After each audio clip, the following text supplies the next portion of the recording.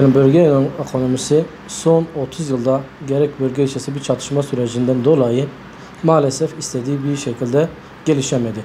Gerek yeraltı ve yerüstü kaynaklarımız terörün 30 yıl içerisindeki şiddet içerisinde geliştiremedi. Fakat son yıl içerisinde hükümetle ve PKK arasındaki barış sürecinden dolayı bir nebze olsa bir hareketli gözlendi.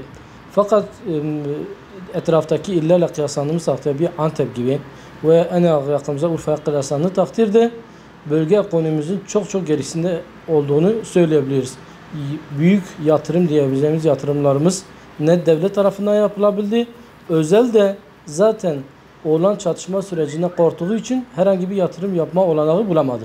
6-7 Ekim olayları tam olarak bölgede bir kırılma noktası yaptı. Özellikle ticari hayat durma noktasına geldi. Yani bize gelen bilgilere de göre özellikle üst düzey yatırımcıların bölgedeki planlarını en az 5 veya 10 yıl geri ötelediği, artık bazı şeyleri görmek istediği, daha önce belli umutlarla yatırım yapmak isteyenlerin de devam eden projelerini dondurdukları, hatta başlamayanların projelerinden de iptal ettiklerini maalesef duyduk yani ya.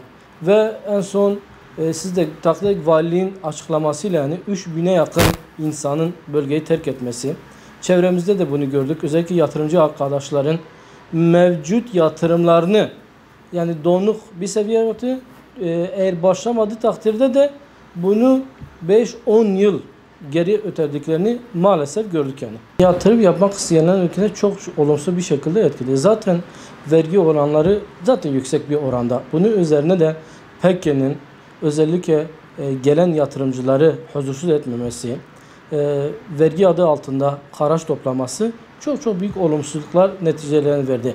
Çünkü zaten vergiler devlet namazında vergiye bir haraca dönüşmüştü. İkinci bir haraç artık yatırımcıyı büsbütün bu olaylardan yaptım. Çözüm sürecine değinecek olursak, çözüm sürecinde şöyle bir durum gelişti. Gerçekten hepimiz olsun, özellikle iş camiası çok bir umutlar besledik. Ve gerçekten de bölgede şiddetsiz bir ortamı en fazla ticari erbabı, iş adamları biz bunu istedik, destekledik. Bunun olması için de duada bulunduk.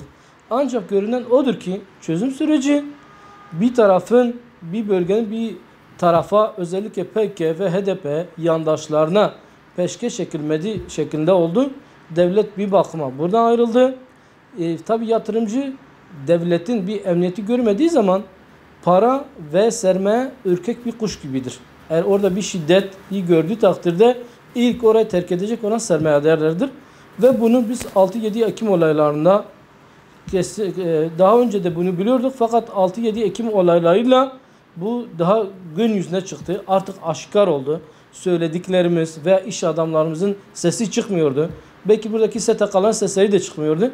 6-7 Ekim olayları bunu gün yüzüne çıkarttı. Olan bir durumun fiili yansıması olarak döndü. Artık yatırım olarak şunu diyebiliriz yani biz kendimiz olarak dahi yatırım düşündüğümüz takdirde daha derin düşünme durumunda kaldık. Bölge yatırımının tabiri caizse bölgenin üzerine bir karan basan şeklinde düştü.